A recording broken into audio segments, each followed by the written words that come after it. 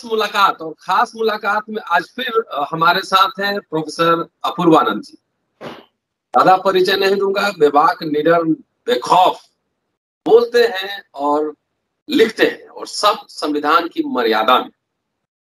अपूर्वा जी, स्वागत है आपका। उत्तर प्रदेश और जो राज्यों में चुनाव है, और ये साइमल्टेनियसली धर्म संसद चल रहा है, तो इसका क्या रिश्ता है, जरा सा ये हम लोग समझेंगे। और बीजेपी की सरकार वहां भी है, उत्तराखंड में भी है, यूपी में भी है, और तमाम तरह के जो जार्गन्स आ रहे हैं, और हेट्रोड स्पीच, गांधी को कहीं गोली मारी जा रही है, उसके पुतले में खून बहाया जा रहा है, कहीं गाली दे दी जा रही है। अंबेडकर गांधी के बीच बहुत तीखे मतभेद थे। मुझे लगता है उतने भारत के इतिहास में उतने मतभेद तीखे नहीं रहे वो किसी के बीच में, लेकिन दोनों एक दूसरे के लिए कभी अपशब्द का इस्तेमाल नहीं किया, ये मैं गारंटी के साथ कह सकता हूँ। लेकिन 21वीं सदी में क्या ये राजनीति से पूरा प्रेरित है? बाबा लोग सिर्फ राजनीति कर रहे हैं, या टूल्स है पॉलिटिकल पार्टीज के? देखिए, आपने बिल्कुल ठीक कहा कि अभी कई राज्यों में चुनाव है जी। ये बहुत एक मजेदार बात है जिस पर हम लोगों को सोचना चाहिए कि चुनाव आने के साथ इस तरह की हरकतों में तेजी आ जाती है।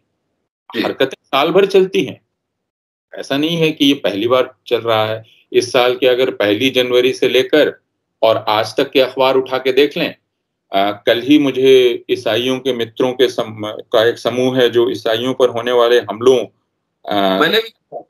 को करता है, तो उन्होंने बतलाया है कि तकरीबन 400 हमले इस साल हुए हैं। तो ऐसा नहीं है कि नवंबर दिसंबर में हमले हुए, 400 हमले, यानी साल भर हमले हो रहे हैं। लेकिन चुनाव के आसपास शोर बढ़ जाता है। ये इसलिए मजेदार मैं कहता हूं कि लोग कहते हैं कि यह ध्रुवीकरण के लिए किया जा रहा है। जी। किसके ध्रुवीकरण के लिए? भाई, मुसलमान के ध्रुवीकरण के लिए तो किया नहीं जा रहा, क्योंकि मुसलमान के विरुद्ध तो आप पिछले 5 साल से 7 साल से लगातार घृणा भरे बयान दे रहे हैं। मुसलमानों को पता है कि उनकी एक दुश्मन सरकार सत्ता में है, तो उनका ध्रुवीकरण आप कहां कराएंगे? उनका ध्रुवीकरण कराएंगे। असल संकट हिंदुओं से है। मुसलमान तो देखिए, मुसलमान 1952 से लेकर 2019 तक मुसलमानों ने उन दलों को वोट दिया है जिन दलों को हिंदुओं ने वोट दिया है। ज्यादा हिंदू जहां वोट देते हैं, मुसलमान भी वहीं वोट देते हैं। विश्वनाथ प्रताप की सरकार हो, या आप 1977 का मामला हो, या 1960 में 1967 में जो कांग्रेस की सरकारें कई जगह गईं और संयुक्त विधायक दल की सरकारें आईं, तो उसमें भी मुसलमानों ने मत दिया जहां हिंदुओं ने मत दिया। तो मुसलमानों के वोट देने का जो तरीका है वो हिंदुओं की तरह है। सिर्फ एक शर्त मुसलमानों की, वो जनसंघ को वोट नहीं देते थे और भारतीय जनता पार्टी को नहीं देना चाहते, और वो बिल्कुल स्वाभाविक है। आप ये नहीं कह सकते कि मैं अपने कातिलों को अपने छाती पर बैठा लूं, ये संभव नहीं। तो असल प्रतियोगिता किस बात की रह जाती है? फिर प्रतियोगिता रह जाती है हिंदू वोटों की। कहा जाता है पोलराइज कराने के, ये शब्द अब हिंदी का शब्द हो गया, पोलराइज कराना, है ना? पोलराइज करा रहा भाई। तो बहुत लोग बोलने लगे हैं, आप भोजपुरी वाले भी और दूसरे के, पोलराइज करा रहा है बिना पोलराइज। तो असल संकट हिंदुओं से ये है कि हिंदुओं में कई जातियां हैं और उनमें हितों का विरोध है, ये बहुत स्पष्ट है। और वो संसाधनों पर स्वामित्व के हितों का विरोध है। वो संसाधन है, सांस्कृतिक संसाधन है, जो राजकीय संसाधन है वे हैं, नौकरियां हैं, सब कुछ है, उनको लेकर विरोध है। राजनीतिक प्रतिनिधित्व को लेकर भी प्रतियोगिता है। तो असल चीज यह है कि इस प्रतियोगिता के कारण नुकसान हो सकता है भारतीय जनता पार्टी को। तो इस प्रतियोगिता को पीछे करके एक हिंदूपन को कैसे उभारा जा सकता है? जी। उस हिंदूपन को उभारने का अब तक पिछले 70 साल में एक ही तरीका निकाला गया है, जो अंबेडकर साहब ने भी कहा था कि किसी को हिंदू बनाना हो तो उसके सामने मुसलमान खड़ा कर दो। और भारत में अब ये कहा जा सकता है, किसी को हिंदू बनाना हो तो मुसलमान खड़ा कर दो या पाकिस्तान खड़ा कर दो। दो चीज, तो हिंदू बना लोगे, तो हिंदू पहचान फिर बाकी जितनी प्रतियोगिताएं हैं उनको समाप्त करेगी और चुनाव आप एक हिंदू बहुमत बना लेंगे। तो इसलिए जब इस तरह की चीजें ज्यादा होने लगती हैं चुनाव के आसपास, ये शोर बढ़ने लगता है, तो वो सिर्फ इसलिए कि वो हिंदुओं में हिंदूपन और वो उसको भुला दे कि एक दलित भूल जाए कि उसकी प्रतियोगिता दरअसल है किससे, प्रतिस्पर्धा है किससे, और कौन है जो उसको नहीं बढ़ने देना चाहता है, कौन है जो आरक्षण को गाली देता है ना, कौन है जो साहब अंबेडकर की जो उठी हुई उंगली है उसको देखकर तमतमा जाता है, ये तुम्हारी हिम्मत। क्यों ऐसा है कि बाबा साहब अंबेडकर की मूर्ति गांव के चौराहे पर नहीं लग सकती है, वो दलित टोले में क्यों नहीं लग सकती? और जब भी लगेगी तो अंबेडकर साहब का उपयोग करना चाहेंगे हिंदू वोट के लिए जी, लेकिन दलित उस वक्त ये भूल जाते हैं, अति पिछड़ी के लोग भूल जाते हैं, उनका हिंदूपन जग जाता है, उनका है कि अब मुसलमान पर कब्जा करने का यह मौका है। तो इसलिए चुनाव के आसपास इसमें इस शोर शराबे में काफी तेजी आ जाती है और इस तरह के समूह, जो समूह खुद को स्वायत्त घोषित करते हैं, लेकिन अब आप देखिए पिछले दिनों जो मीडिया है वो क्या कह रहा है, भारतीय जनता पार्टी का नेतृत्व तो परेशान है अंदर से। तेजस्वी सूर्या ने अपने बयान को वापस लिया तो अखबारों ने तुरंत दे दिया, उनको कहां से पता चला, किसने बतलाया, ये सब नहीं लिखा है, लेकिन लिखा है बीजेपी के नेतृत्व के फटकार के बाद तेजस्वी सूर्या ने अपना बयान वापस लिया। कैसे पता चला भाई? किसी ने बयान दिया क्या? किसी ने सार्वजनिक कहा क्या कि तेजस्वी सूर्या बयान वापस ले? किसी बड़े नेता ने, किसी ने कहा क्या? नहीं कहा। इसका मतलब मीडिया स्वयं ये बतलाने को व्यग्र है कि देखिए देखिए ऐसा है कि भाजपा के जो बड़े लोग हैं वो तो बड़े अच्छे लोग हैं, इसलिए देखिए उन्होंने डांटा है तेजस्वी सूर्या को, तभी तो उसने वापस लिया। लेकिन फिर जैसे मैं शुरू में कह रहा था कि ये आरएसएस के काम करने का तरीका है, जिसको गांधी ने कहा था कि वो कटी हुई जुबान से बोलता है, फोक टंग उन्होंने कहा था, फोक टंग। हम लोग मतलब बोलचाल की जुबान में उसको कहते हैं कि सांप की जुबान, कटी हुई जुबान से बोलते हैं। सांप बेचारे को छोड़ दीजिए, लेकिन ये कटी हुई जुबान है जिसमें दोनों बातें बोली जाती है।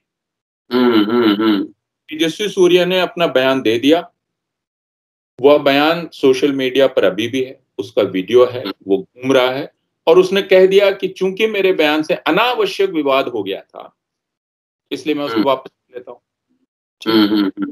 लेकिन कहीं भी वीडियो उसने वापस नहीं लिया, वो वीडियो अपना काम कर रहा है और तेजस्वी सूर्या का यह बयान उसकी रक्षा उपकरण के रूप में आ चुका है। तो यह सारी चीजें जो अभी उत्तर प्रदेश, उत्तराखंड, गोवा वगैरह के चुनाव के आसपास हो रही हैं, वो जाहिरा तौर पर इस आजमाए हुए फॉर्मूले के तहत हो रही हैं कि हम लोगों का हिंदूपन जगाएं। पश्चिमी उत्तर प्रदेश में जो किसानों में भारतीय जनता पार्टी के खिलाफ एक क्रोध आया है और जो पश्चिमी उत्तर प्रदेश में हिंदू मुसलमान एकता की बात शुरू हुई है, उसको किसी तरह से तोड़ा जाए और हिंदुओं के अंदर जो एक पूर्वग्रह पहले से बना हुआ है उसको उकसाया जाए, है ना, और फिर एक डरावना खड़ा किया जाए मुसलमानों का और उस डरावने को खड़ा करके हिंदुओं को एक तरफ कर दिया जाए। और हिंदू कहते हैं कि हम लोग क्या करें, हम लोग पोलराइज हो जाते हैं, जैसे तो उनको अपने खा रहे हैं।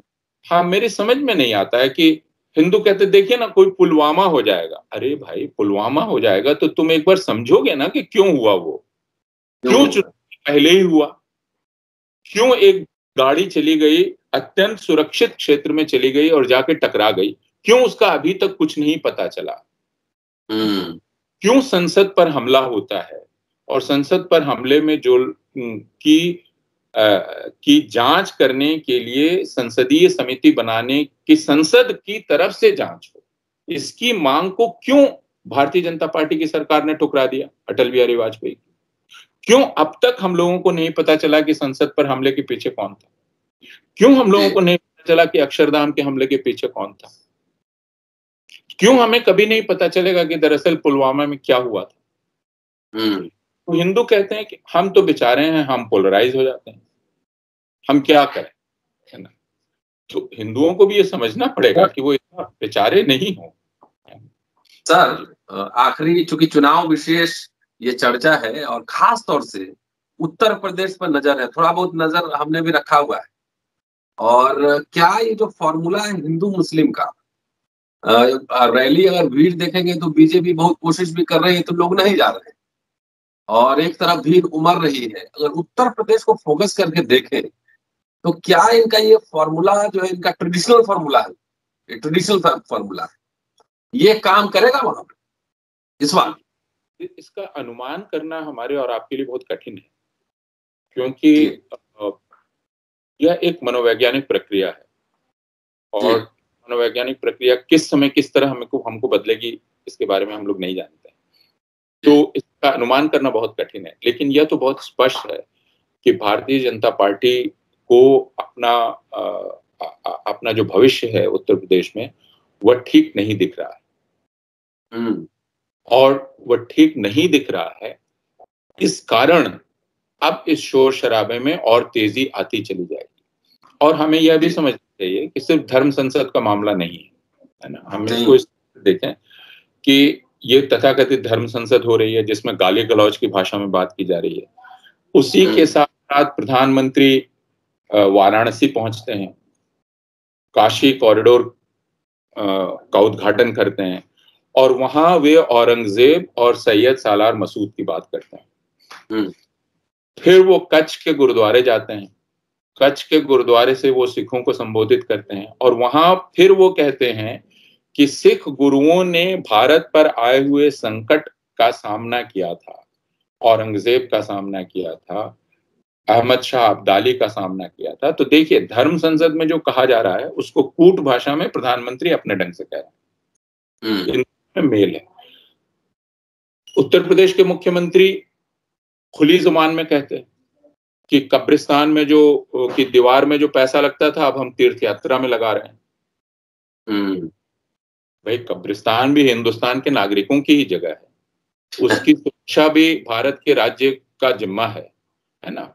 और तीर्थ यात्रा कराना भारत राज्य का काम नहीं है। हम लोग कहते रहे पहले से कि हज में सब्सिडी क्यों देते हैं, खुद मुसलमान भी कहते हैं कि सब्सिडी मत दीजिए, क्योंकि आप सब्सिडी देते थे और भारतीय एयरलाइंस में ही फ्लाई करने के लिए उनको बाध्य करते थे, जबकि बाकी जगह किराया कम था। तो दरअसल वो सब्सिडी नहीं थी, वो भारतीय राज्य खुद ही को पैसा दे रहा था। ठीक, मानसरोवर जाने में भी आप सब्सिडी देते हैं, शुरू से दे रहे हैं, हर राज्य सब्सिडी देता है मानसरोवर की यात्रा। तो तीर्थ यात्राओं में राज्य क्यों शामिल हो? लेकिन उत्तर प्रदेश के मुख्यमंत्री कह रहे हैं कि कब्रिस्तान में जो पैसा लगता था हम तीर्थ यात्रा में लगा रहे हैं। तो आप सारी बातों को मिलाकर देखिए, उत्तर प्रदेश में एक जीतोड़ कोशिश चल रही है भारतीय जनता पार्टी की कि वह फिर से, और मैं फिर कह रहा हूं कि जो हिंदू जाति विभाजन है, यह काफी जटिल प्रसंग है, उस पर कभी हम लोग बाद में चर्चा करेंगे, लेकिन यह बात बहुत स्पष्ट है कि उत्तर प्रदेश में भारतीय जनता पार्टी ने 2017 में कहा कि देखिए, ये जो छोटी जातियां हैं जिनको राजनीतिक प्रतिनिधित्व तो नहीं मिला है, हम उनको देंगे, जो यादवों के चलते उनको नहीं मिल पाए। यही था ना? जैसे बिहार में भी नीतीश कुमार ने कहा, राष्ट्रीय जनता दल का वर्चस्व तोड़ने के लिए उन्होंने अति पिछड़ी जातियों का एक गठजोड़, हाँ, वही काम उत्तर प्रदेश में भारतीय जनता पार्टी ने किया, लेकिन 5 वर्षों में यह दिखलाई पड़ा कि वह शायद हुआ नहीं। वे सारी जातियां जो हैं वो असंतुष्ट हैं। अब उनके असंतोष का शमन करने का, उनको कम करने का तो एक ही उपाय है कि उनका हिंदूपन उभारा जाए और उनको छाते के अंदर लाया जाए। इसलिए सुहेलदेव की बात की जा रही है। बहराइच के गाजी बाबा और सुहेलदेव, तो सुहेलदेव हैं, फिर काशी विश्वनाथ है, फिर दूसरी चीजें हैं, फिर हर जाति का कोई एक नायक नायिका खोजा जा रहा है, उसकी मूर्ति बनाई जा रही है। तो यह उत्तर प्रदेश में हो रहा है, उत्तराखंड में भी यही हो रहा है। उत्तराखंड को कहा जा रहा है कि यह देवभूमि है, इसको हम देवभूमि के रूप में स्थापित करेंगे। यह भारतीय जनता पार्टी भी कह रही है, या आम आदमी पार्टी के वाले भी कह रहे हैं। गोवा में भी कहा जा रहा है कि मंदिरों को हम बनाएंगे। आप देखिए, अभी गोवा के मुख्यमंत्री ने कहा है कि सारे मंदिरों को हम बनाएंगे। जैसे अब भारत का सबसे महत्वपूर्ण काम हो गया है, विकास का काम हो गया है मंदिर बनाना, है ना। हम ये मंदिर बनाएंगे, हम वो मंदिर बनाएंगे, हम वो मंदिर बनाएंगे, यह मतदाताओं को कहा जा रहा है। तो इससे आप उनकी बेचैनी समझ सकते हैं। संकट बहुत वास्तविक है भारतीय जनता पार्टी के सामने, और इस समय अगर दूसरे राजनीतिक दल समझदारी से प्रयास करें, काम करें, एक दूसरे से तालमेल बनाते हुए, तो उसको हटाया जा सकता है। हाँ, मैंने एक बात की थी इलाहाबाद में, हमारे सीनियर मित्र हैं और वरिष्ठ पत्रकार हैं और लगातार लिखते हैं, जनचौक पे उनका लेख आते रहता है, जेपी सिंह नाम है उनका, और कल लंबी बात हुई है। उन्होंने कहा कि आज की तारीख में ईमानदारी से अगर चुनाव हो जाए तो उत्तर प्रदेश में हिंदू मुस्लिम काम नहीं करेगा, भाजपा 100 के नीचे सिमट कर रह जाएगी। ईमानदारी का ही प्रश्न है, क्योंकि हम लोगों को गहरा संदेह है कि जो चुनाव आयोग है वह निष्पक्ष ढंग से। जी, तो ठीक है सर, शुक्रिया सर जी, बहुत बहुत शुक्रिया, बहुत बहुत शुक्रिया, और बहुत आपका समय लिया आज, और बीच बीच में आप आते हैं तो थोड़ा हम लोग भी एनर्जाइज हो जाते हैं सर। शुक्रिया सर। और आप दोस्तों, अपूर्वानंद जी से लंबी बातचीत हुई है, पूरा वीडियो देखिए और शेयर कीजिए, और जानते हैं कि अपूर्वानंद जी को आप लोग लंबा सुनते हैं, व्यू ड्यूरेशन ज्यादा रहता है, तो इसलिए ज्यादा से ज्यादा शेयर कीजिए और ज्यादा से ज्यादा लोगों तक पहुंचाइए। शुक्रिया, keep watching and sharing Ambedkarnama. अगले एपिसोड में फिर आपसे मुलाकात होती है। शुक्रिया, थैंक यू।